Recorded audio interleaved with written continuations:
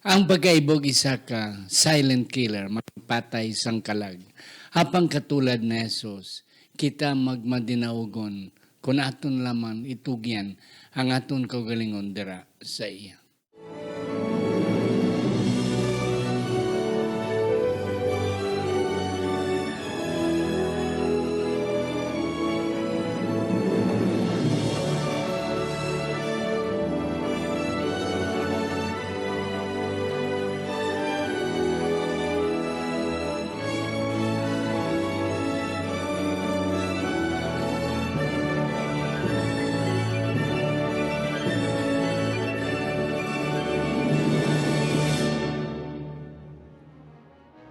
Ang pagtuon subong sa unahan nga pag-usisa, pagtalakay, pag-review, pagsiding, pagtungkad sa atong leksyon sa eskwela sa Matika, kaginigradala sa inyo sa Media Ministry Department sa atong iglesia diri sa Central Philippine Adventist College diri sa Alegria, Murcia, Negros Occidental, Philippines. Ako si Pastor Luis Hitot na madong inyo masunson nga host. Kagari ang aton duwa ka mga bisita karon nga perminan ninyo sila nakitan. Ang ako nung napakilala sa inyo, siya ang isa sa aton mga professors sa aton nga School of Business and Accountancy. Isa siya ka CPA, kag siya ang program coordinator sang kurso nga BS in Accountancy. Wala sang iban, si Ma'am Early Grace Rosarial Octavio. Ma'am, may adlaw sa inyo. Adlaw, Pastor, kag sa atong tanan nga tumalanaw, mayong adlaw sa inyo tanan. Yes, ma'am. Thank you. Ay, karoon ako napakilala mga kauturan, pero may naging ninyo makita siya.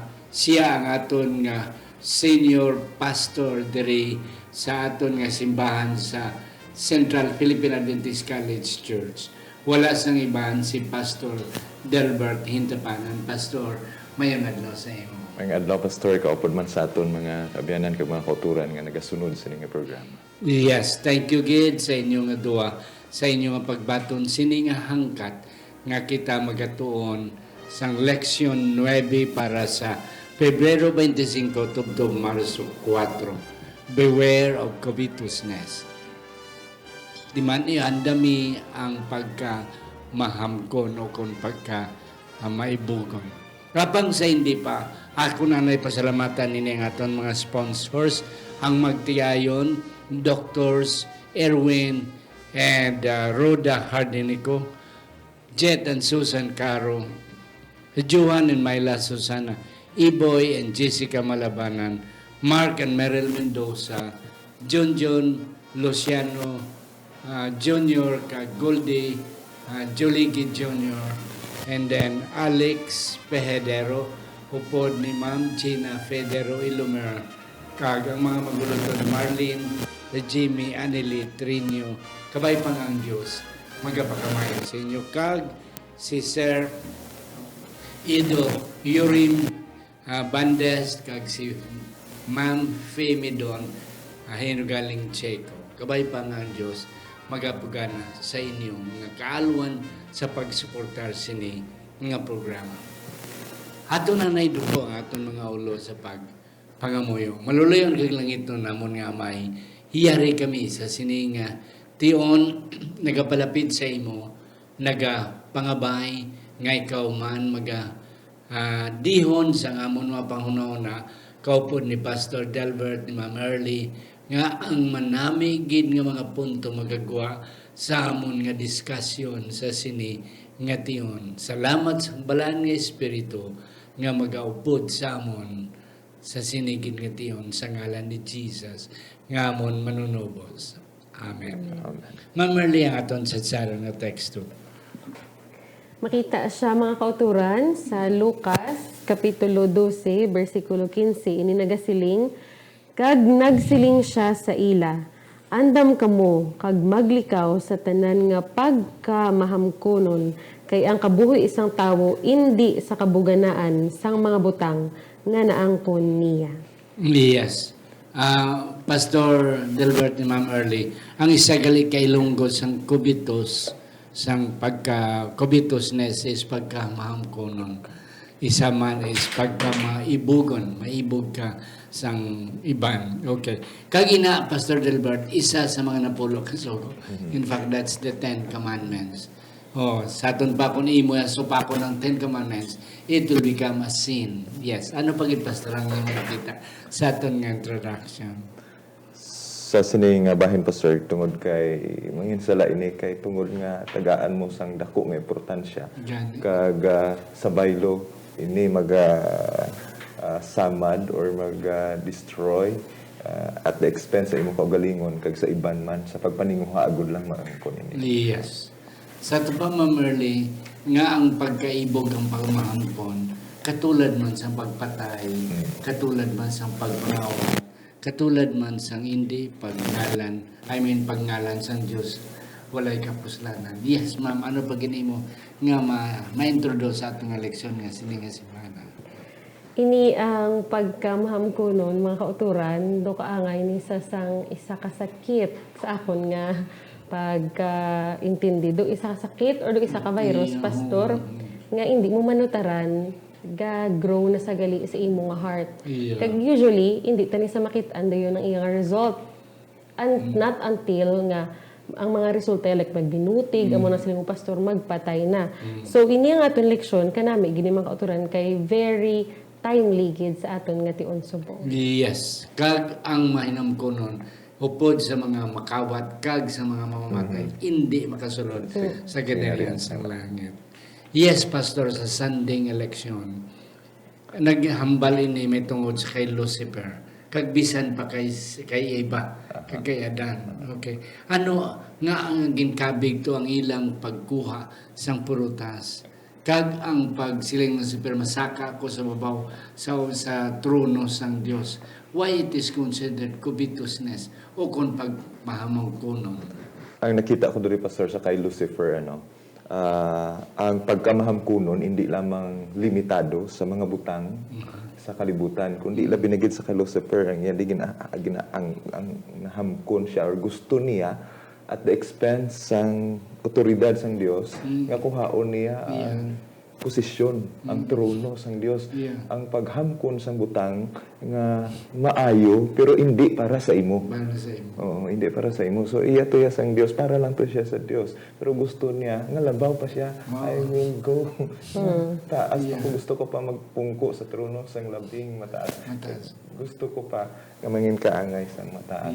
Sa kay Eva man, ang butang nga offer agin tanyag sa iya tilinguhaon. Tilinguhaon nga mangin kaangay man siya sang Dios. So kung kaisa sa aton kabuhi, kung magtinguha ta sa mga butang nga mas ang importansya niya labaw na kaysang sa Dios, nangin aton siya Dios. So amo ang paghangkon nga hindi nagakabagay kay ina siya para lang sa Dios or sa sinalang nga bagay, dari-dari lang tabi sa ubos-ubos. Hindi natin paghangkunon ang hindi para sa aton. So, posisyon. Kanami, Pastor, kanami sa imo nga punto nga ang paghamkon inang imo kwaon ng iya sang iban. Yes, ano pagin ma'am ang imo na kunan sa meaning sang covetous? Why si Eva kag si Lucifer were considered covetous? Mahinam kunon. Kung aton pamalandungan pastor kag mga kauturan ang posisyon ni Lucifer taas pa sa gani isang sa iban nga anghel.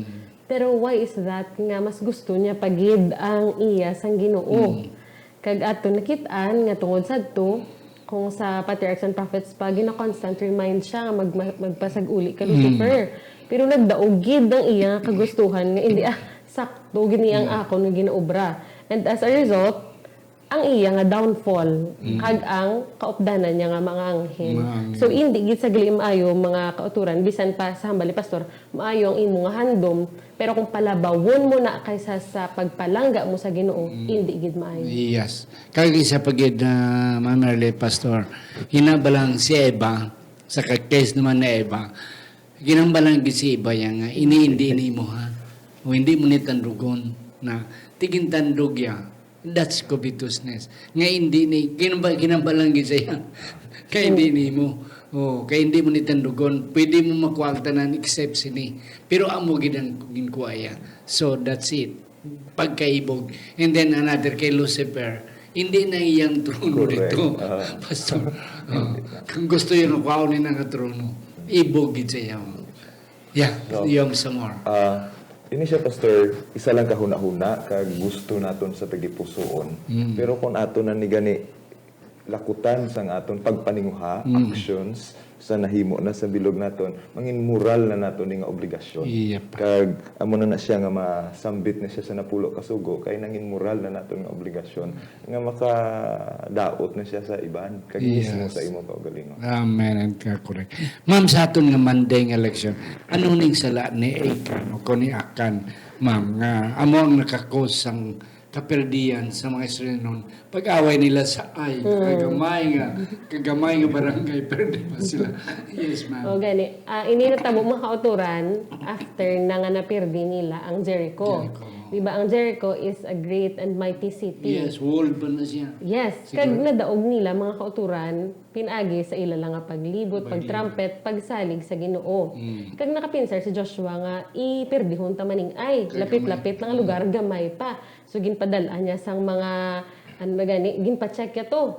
Pila ka tawo ang kinanglanta para mapirditang ay. So gin-estimate nila mga 3,000 ang guro kabilog nga tawo. So ginpadala na dito ang mga tawo. Kag pagka-inaway, Pastor, amo to sa actually ang una-una nilang inaway pagkaabot gid nila sa Kanaan. Kaya ang sa Jericho gani wala man to sila nag-inaway gid.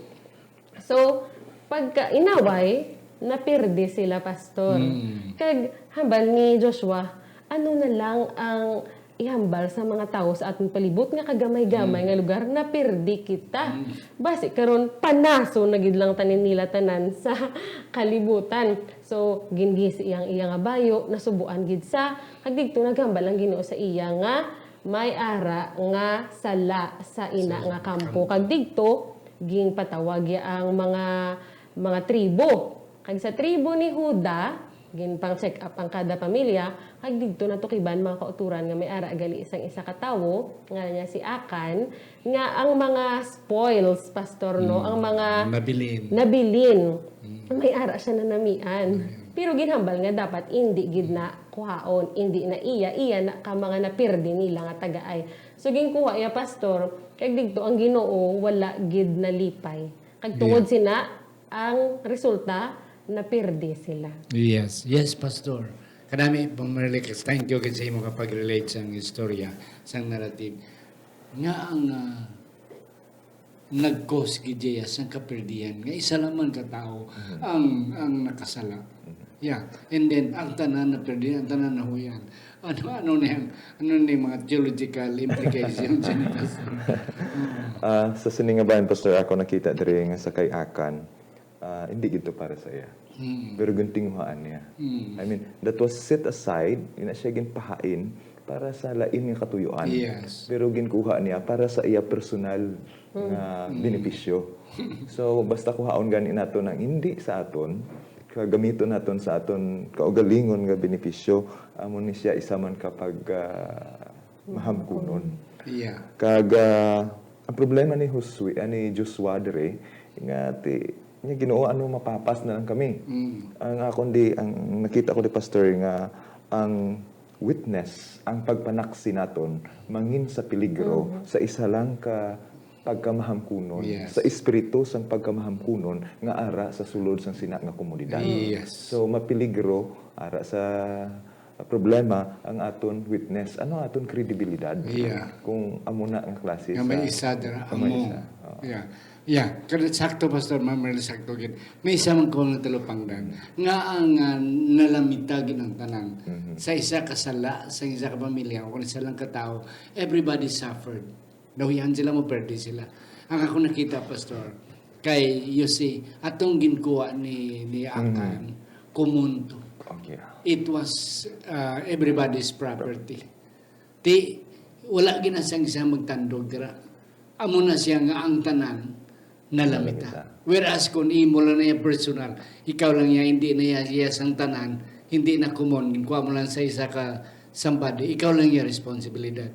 But the point is, when it is the property of the church, where everybody, every member is an owner, imo kwaon, malamita ang bilog.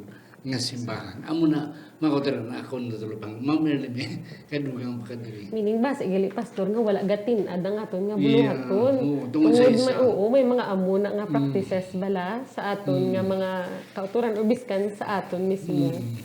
So, hindi gid siya maayo. Kag ang resulta, mga kauturan, ang mga pamilya ni Akan, mga kabataan, biskan, mga kasapatan, tanan-tanan ginbato sila. Yeah. Sila ang ginpinahan, pero ang iba niya napetukod sa kaperdian yan. And that's correct. Sa sinang punto, Pastor, Joshua wasn't able to check it. Yeah. Pero ang Diyos ang nag-check. Yeah. So, kung kaisa, gatrabaho to sa organisasyon, sa institusyon, kung kaisa, basi kung hindi lang niya ma-check, pero ang Diyos may pamaagi. Ma-check na siya. Yeah. Kabudlay sa isa ka organisasyon, kung may isa nga nagapabilin, nga pa isa nga nagapaganot. And that's the point. Okay.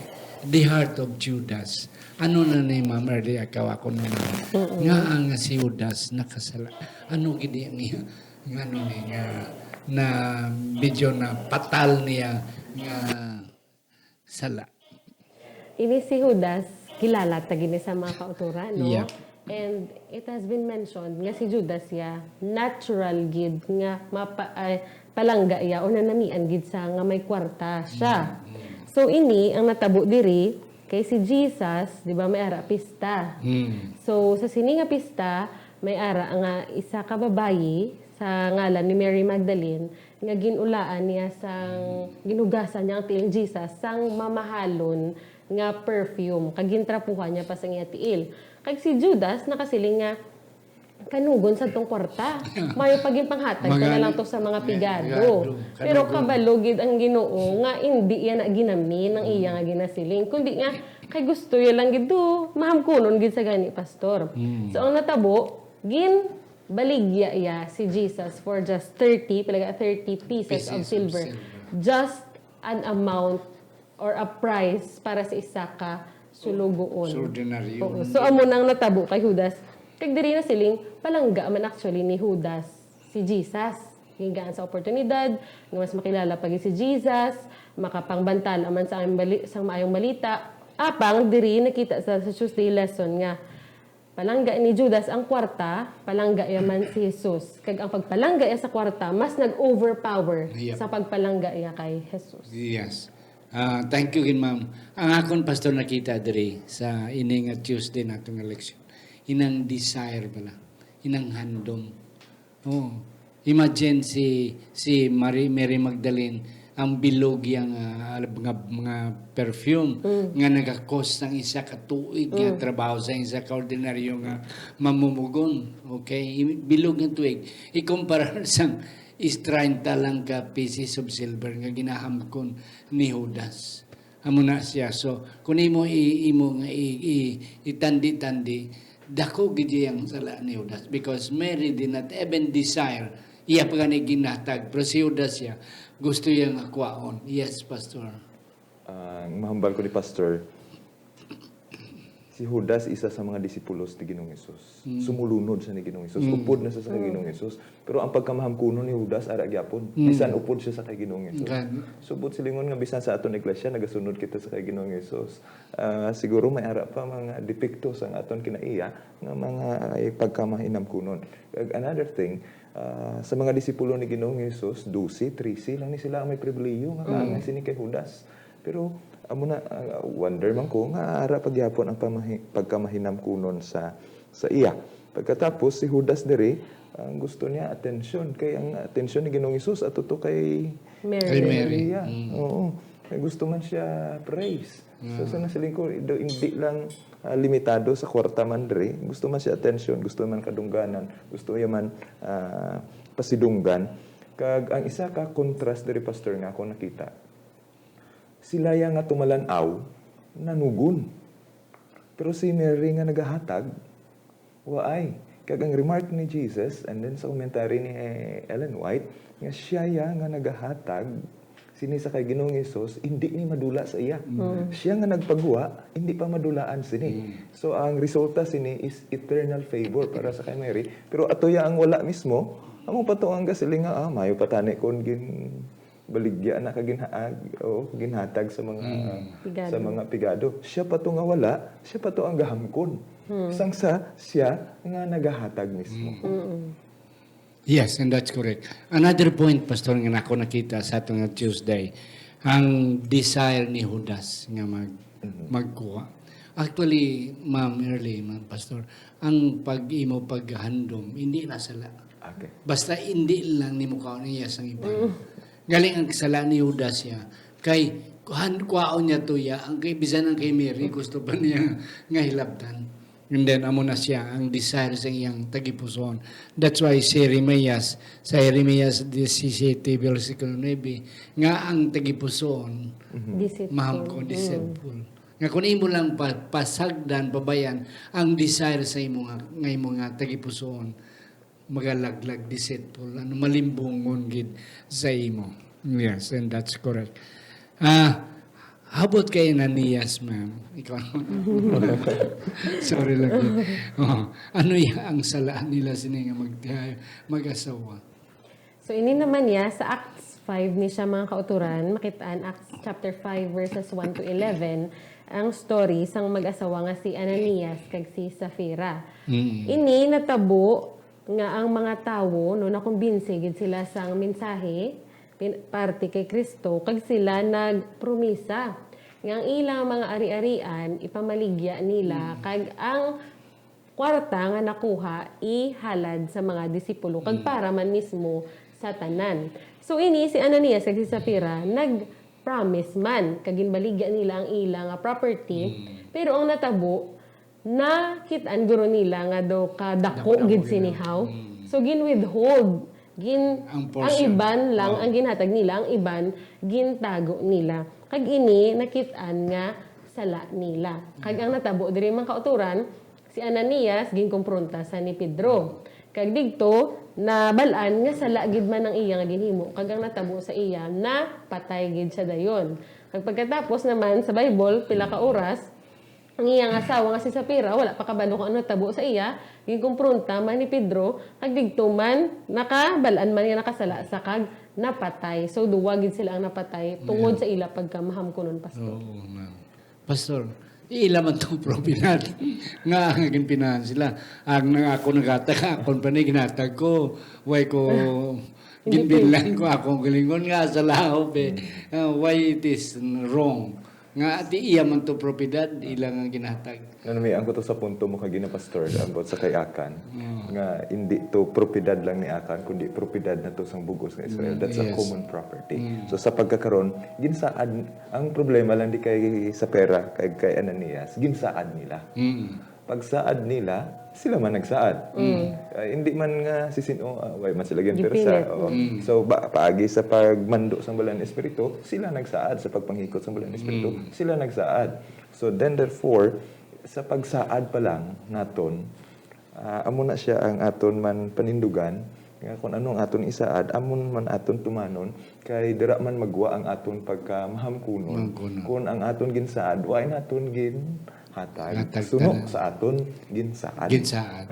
So para sa Ginoo basta ginsaad nimo it caused their death. Tungod sa ilang pagkamahamkunon. So basta ginsaad the promise para man gyapon sa ginsaaran na nimo hindi na kabigo nimo nga imo pa. Yes, and that's correct. And another point nga ako nakita man sa sining Wednesday bahin kay Ananias kay Safira. Ang punto wala pastor nga everybody gives. Okay. And then everybody did not withhold. Sila lang iya mo naghimo sina. Siguro sa imong naman Merly tungod kadako siya. Pero siya nagatang ang iba niya nagatag tingob-tingob pero tiga mo lang yung amount. Iniguro yung by the million na bao dako na niya. So nag-withhold sila gamay. But the point is amon to pastor, the same with Akan. Nga ang tanan nga ilagin sa is everybody's property. Kwaon mo na iya, hindi na naimo because iyan na nasang kabilugan. And that's the point. So daan mo na ang patalgid nga sala sining mag-asawa. Yeah, pastor, sa ato na provide Thursday nga lection, how we can overcome covetousness. Mabalik ko to kagina sa punto nimo pastor nga ako may ara kahandom sa kabuhi hindi man nasala. Mm. Labing maayo na sa bagay gani si Pablo sa Ginoong Hesus gusto niya Yes. pata nga hindi man gusto sang Dios nga mamigado na lang Yes. hindi ta ka-provide. And then, desire for a good thing. Yes. Handuma ang langit. Okay. Sa pag-improve, sa pagpasanyog sa aton economic man, professional man, nga kahimtangan, nga kita mag-uswag man, amo na ang gusto sa Ginoo sa aton. Pero ara bala ang paghamkon sa mga butang at the expense of yourself Yes. and others, Others. amo na siya ang masiling naton hindi maayo. So, ang isa ka bulong diri nga ginhatag sa aton amo ang contentment. Yes. Pagka Kontento. kontento. Tama na kung ano may ara ta. Yes. Sige lang amo na. Oo. Kung may ara pagid ka nga gusto nga wala pa sa imong subong kag hindi pa nimo masarangan pangayua sa Ginoo. Kaya atag na sa Ginoo kay siling sang Korinto. 10:13 wala sang butang ihatag sang Ginoo sa aton nga pagtilaw nga hindi ta masarangan. Hindi masarangan. Amo ginang na nga ti saligan ta ni kag ang kunon ta ni bahala kung ano da ka ang kalibutan ta subong pastor advertisement.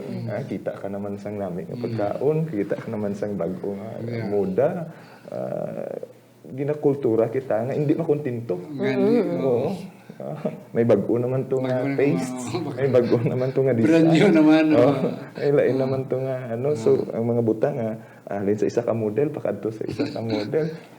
So amo na nga dapat lang ta magkontento kay mga mayuon ta lang gyapon sa Ginoo. Siling ni Pablo, wa isang pagtilaw nga hatag sa aton nga hindi naton. Amen. Sa ato na merling nga leksyon sa ligad ng mga duwa ka sinimana, inang ang utang. Yes. Ang utang gin define nga imo gin kabuhi ang dapat para buwas mo. Oh, so pastor sa imong punto amo ng contentment. Nga kinahanglan kontento lang ang aton ikabuhi karon amo ni ang aton nakita karon amo na ang aton nga igasto but not more than kay kun more than na gani aton pa na iya buwas nga palangitaon. Yes ma'am, may tatlo diri ka mga ano ni mga ways to overcome pagkahamkon. Kan ini sa Thursday nga lesson mga kauturan, ang ginambal kag ni pastor, tsakto gina mangin kontento kita kay kung mga kauturan kung hindi tabala ay kung mahinam kunon tabala duga kadula kung kaysa duga ungrateful unthankful na ta sa mga ara sa aton wala na ko ni nanamian kay amo to gani akon gusto ko namian ko sang gusto nga namian ko sang nami nga lalaki nga pareho sa bana sang akon nga miga asa dugay ang bana nagid lang sang akon miga ang akon gusto duha amo na bala pastor so hindi gid siya nami so ini mga antidote or ang paano natin ma-overcome ang covetousness, ginhambal diri sa ating leksyon, una-una mga kauturan, make a decision to serve and depend on God. Kaya kung gasalig kita sa Ginoo mga kauturan, hindi na tayo, grabe, gid balad wanting sa aton heart. Kaya ang Ginoo, ma-provide lang gid meaning kung anong ara sa aton subong, amon ang nakita sang Ginoo nga pinakamaayo sa aton para subong.